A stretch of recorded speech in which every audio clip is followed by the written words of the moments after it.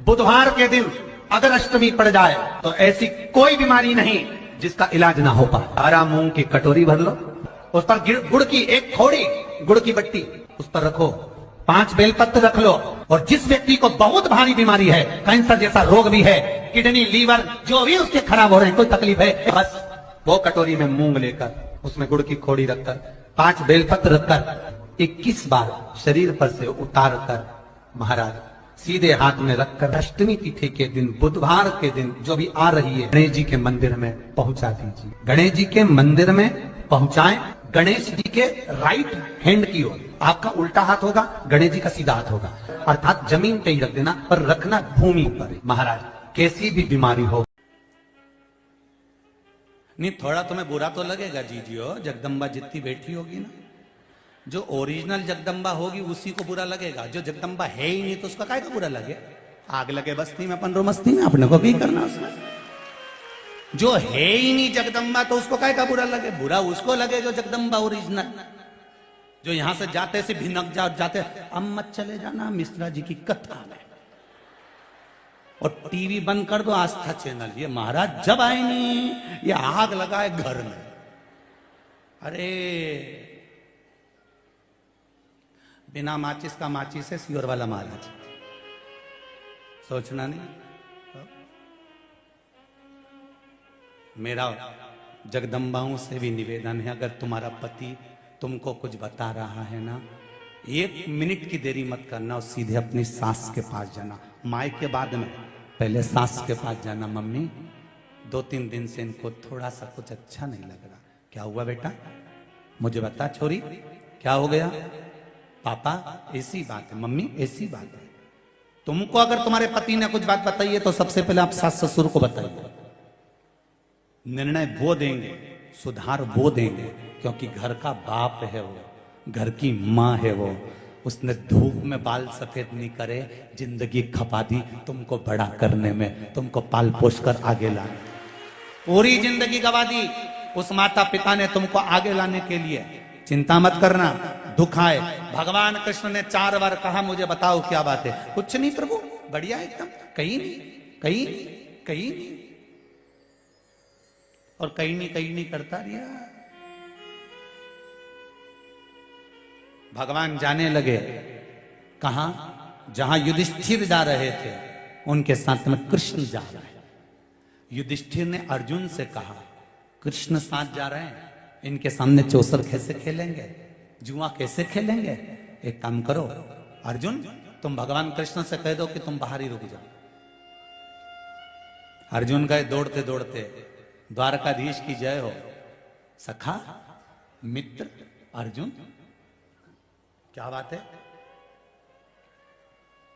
अर्जुन ने कहा प्रभु कहां जा रहे हो। भगवान बोले दुर्योधन की सभा में, धृतराष्ट्र की हस्तिनापुर की पावन सभा में जा रहा हूं, मैंने सुना है आज कुछ होने वाला है। भगवान को तो सब मालूम था, पर के तो सभी कुछ होने वाला है। अर्जुन ने कहा द्वारकानाथ से प्रभु हाथ जोड़ के निवेदन करता हूं आप बाहर रहना, हम अंदर जा रहे हैं। भगवान कहने लगे मेरी जरूरत है अंदर, मैं चलूंगा नहीं। अर्जुन ने कहा हाथ जोड़कर निवेदन करता हूं पांडवों की ओर से, जब तक तुम्हें बुलाए नहीं तब तक तुम अंदर आना मत, हम बुलाएं तब आना, ऐसे मत आ जाना। आपको मेरा वचन देना पड़ेगा, मेरे शीश की सौगंध है आपको, मैं आपको सौगंध देता हूं। अर्जुन कहते हैं जब तक बुलाए नहीं तब तक अंदर आना मती। भगवान कृष्ण आंख में आंसू भर लिए। हस्तिनापुर के दरवाजे के बाहर एक कुर्सी लगी हुई थी, सिंहासन लगा हुआ था, जिसको वेटिंग सीट कहते हैं, वेट करने के लिए मां बैठ गए। अंदर चौसर चालू हुई, पांडव हारने लगे, कौरव जीतने लगे, फिर कौरव हारने लगे, पांडव जीतने लगे। पांडव जब जीतने लगे इतनी देर में दुर्योधन ने कह दिया अब मेरा मामा खेलेगा। शकुनी मामा खेले। भगवान कुर्सी पे से खड़े हो गए कि अकल आएगी पांडवों को। जब ये दुर्योधन कह रहा है कि मेरा मामा खेलेगा, तो पांडव चिल्लाकर कहेंगे हमारा द्वारका नाथ खेलेगा। भगवान खड़े हो गए कि अब मेरे पांडव कहेंगे कि अब द्वारकाधीश चौसर खेलने के लिए आएगा, अब मुझे ये बुलाएंगे। पर ये खेल खेल के हार गए, सब कुछ हार गए, द्रौपदी को भी हार गए। तब तक इन्होंने कृष्ण को नहीं बुलाया।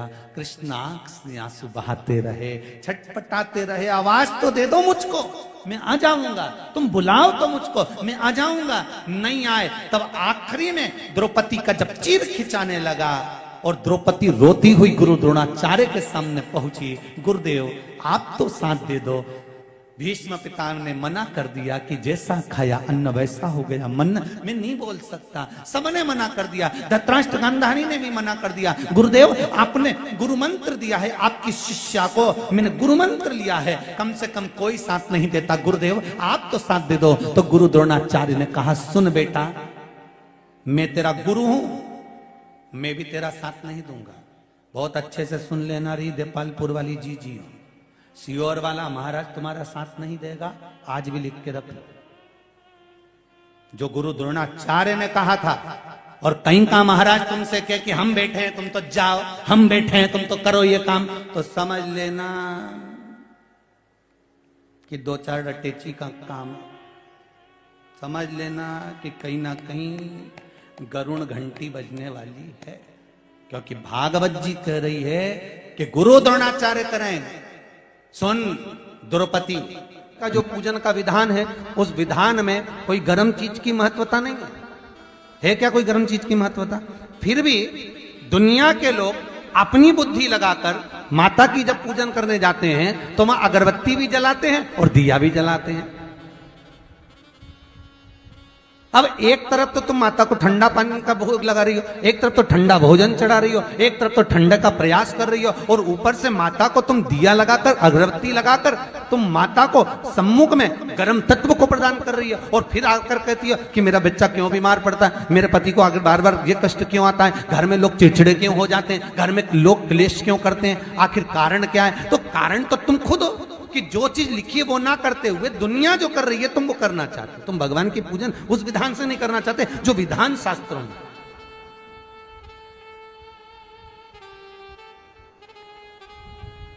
जो शास्त्रार्थ विधान कहता है। महाराज शीतला माता की पूजन में कहीं ऐसा लिखा है कि तुम दिया लगाना, अगरबत्ती लगाना? शीतला माता की पूजन में लिखा है 1 लोटा पानी लेना, उस जल में पुष्प आदि लेकर माता को ठंडा भोजन का सुंदर भाव से माता का स्नान कराकर पूजन करना, अर्चना करना, कुंकू चावल रोली मोली जो चढ़ा सकते हो, चुनड़ी वस्त्र आदि जो चढ़ाना हो चढ़ाओ। पर यह नहीं लिखा कि तुम दिया भी लगाना कि अगरबत्ती भी लगाना, क्योंकि गर्म तत्व वहां चाहिए माता। वो शीतल है, शीतला। और अगर तुम दिया लगा भी रहे हो, मान लो दिया अगर तुम लगा भी रहे हो तो उसके सम्मुख ना लगे, उससे दूर, बहुत दूर। काका जी भी किया, फूफा जी, हाँ फूफा जी भी आ गए, जीजी भी आ गई, जीजा भी आ गया, सब इकट्ठा। मरने वाले के प्राण छूट रहे हैं, सब उसके पलंग के आसपास खड़े हैं। इधर से कोई आवाज लगा रहा, जीजी बोलो तो एक बार देखो तुम्हारा छोरा खड़ा। जीजी उस छोरा को देखी और आंख में से आंसू बहाए, बोल तो सके नहीं, अंतिम समय में आंख में से आंसू गिर रहा। तो इतने में मौसी बोली देखो छोरा को पहचान गई। अरे क्या पहचान गई? आंख में आंसू इसलिए आ रहा है कि इनके लिए जोड़ जोड़ के मर गई, कभी मुख से राम नाम और कृष्ण नाम नहीं लिया, इसलिए आज ऐसे जाना पड़ रहा।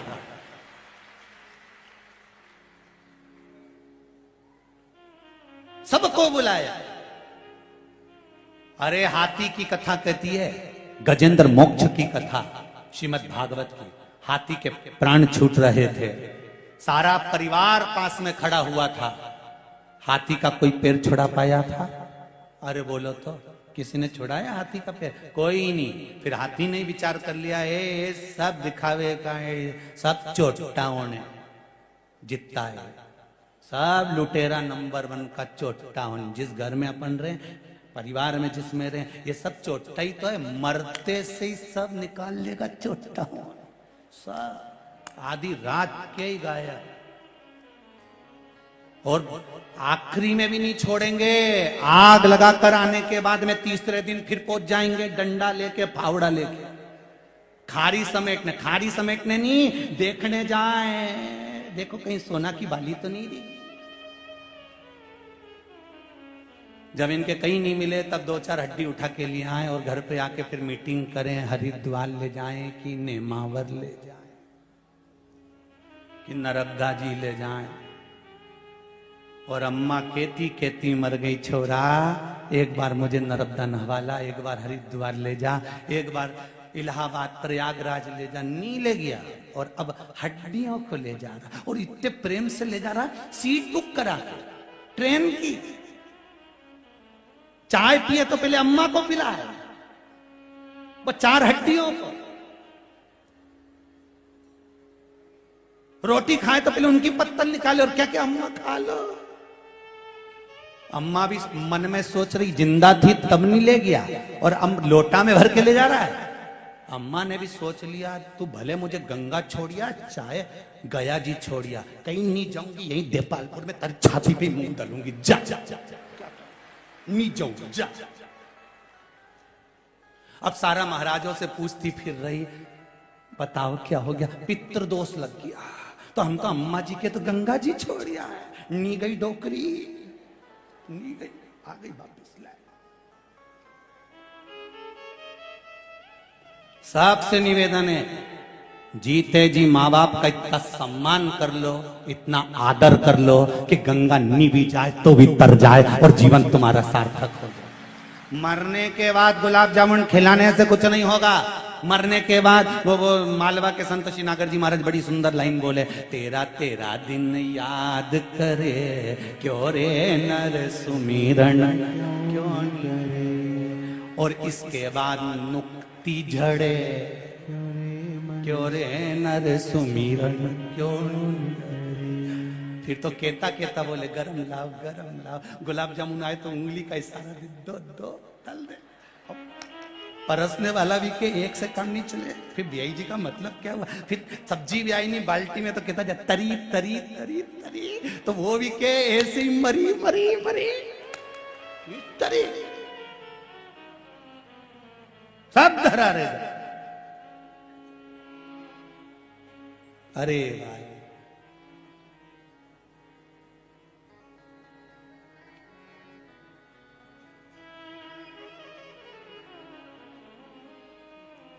सब पड़ा है, किस काम का?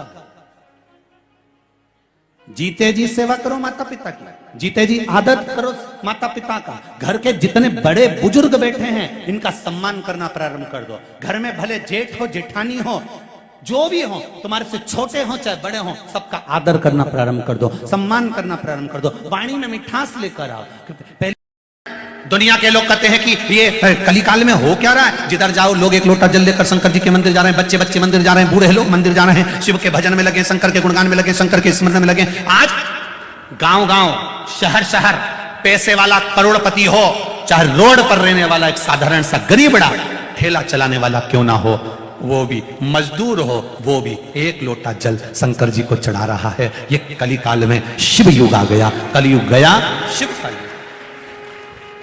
कलयुग जब लुढ़कता हुआ आएगा, कलयुग जब बढ़ता हुआ आएगा, कलयुग जब पहुंचेगा, एक छोटा सा घास का तिनका, एक शंकर का नाम स्मरण, एक लोटा जल, शिव की भक्ति, शंकर के नाम का गुणगान, शिव का स्मरण, इस कलयुग को रोकने की सामर्थ्यता रखता है। सामर्थ्य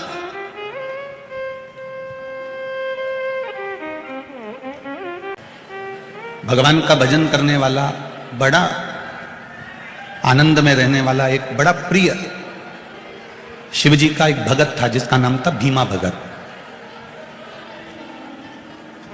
उसका नाम है भीमा भगत। और वो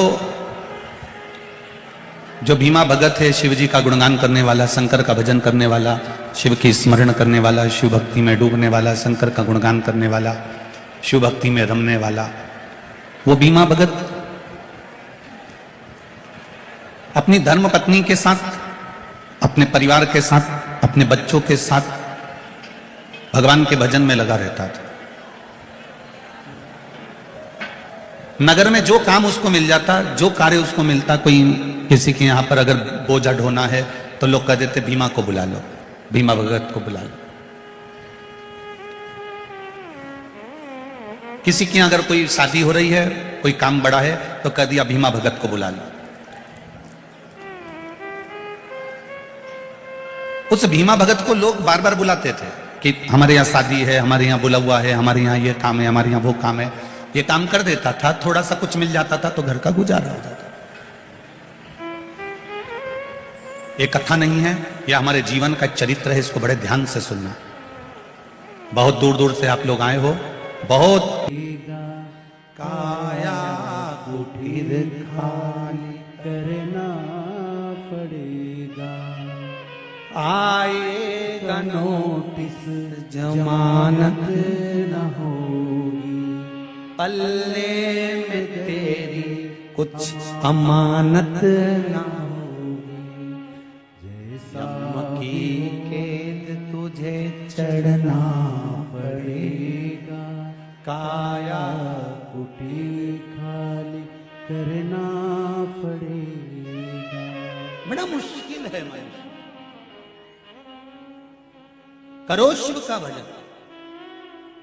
द्रौपदी ने आखिरी में, द्रौपदी कहती है तुम्हें,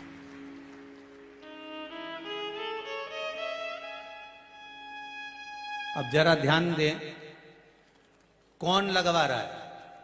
आज के जमाने में तो नौकरी, वो भी सरकारी, दादा बद्दी वाली जो चप्पल होती है ना, वो में 15 छेकड़ा हो जाए।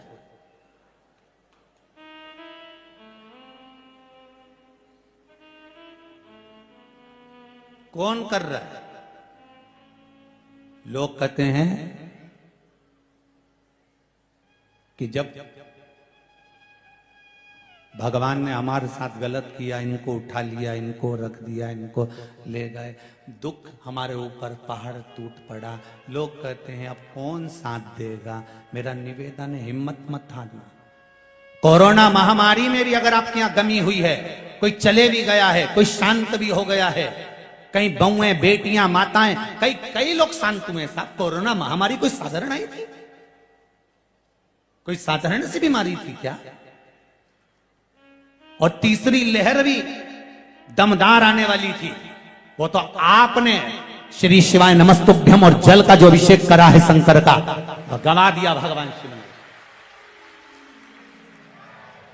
वो बीमारी चाइना में आई, वो बीमारी तीसरी लहर अमेरिका में आई, वो बीमारी जगह जगह पूरे देशों में आई, और भारत में प्रवेश नहीं कर पाई, क्योंकि भारत के लोग शिव की आराधना में इतने डूब चुके थे कि घर घर में कंकर और शंकर समा गया था, तो प्रवेश कहां से करती?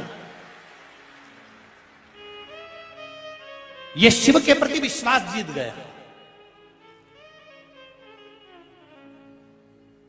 और नहीं तो लोग तो आपने भी सुना होगा कि तीसरी लहर और भारी आ रही है, और भारी आ रही है, और भारी है, और आई थी, आने का उसका पूरा था, पर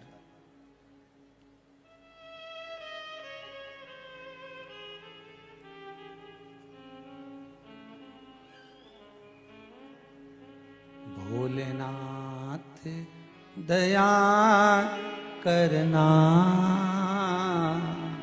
मैं तेरे भरोसे